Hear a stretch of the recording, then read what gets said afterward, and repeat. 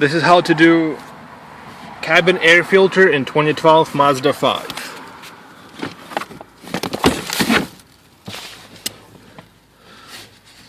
Under the dash, find these two clips and release them.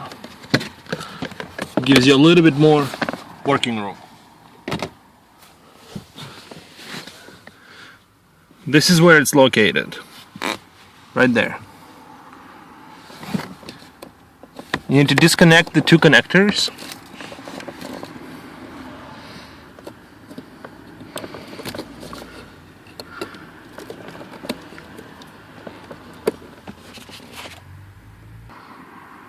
This big connector is easiest to disconnect with a flat screwdriver and then pulling the connector off. Now get a Phillips and undo the two screws. If you have trouble getting to the top screw, right there, you can use a chubby driver. It makes the job a lot easier. You can also remove the side panel for more clearance just by simply pulling it out. Remove the bottom two screws right here and right there, both Phillips. There is one screw on the top right there. It's hard to see behind the wires. It will be a bitch to get, so use your imagination.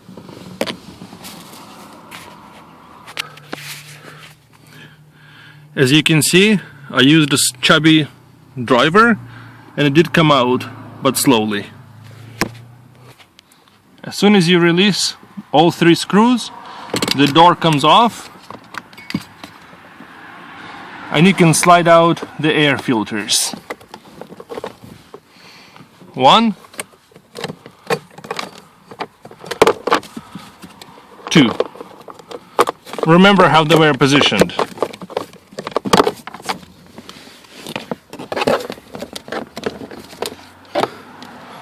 This is the old filter. And this is the new filter.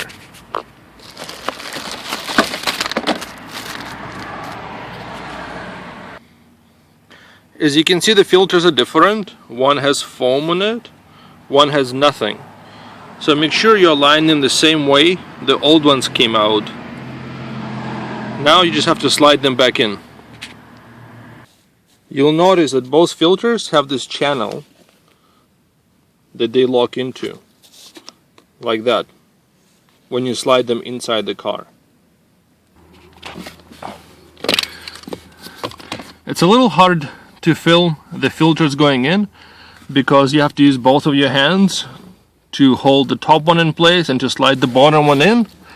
But basically you can see the result.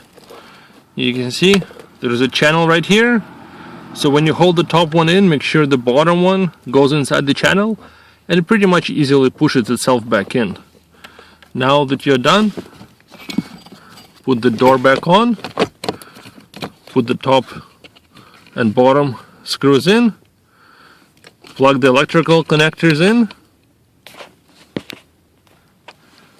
I actually meant to say there are 4 screws that holding the plate, not 3, my bad. There are 2 on the bottom, and if you remember there were 2 on the top. 1 right here and 1 behind. Now all that's left is to clip the panels back in, and they just simply clip in. Right there. Front, I don't know if you can see it, but right here you need to make sure that you get this clip into the housing right there to prevent rattles.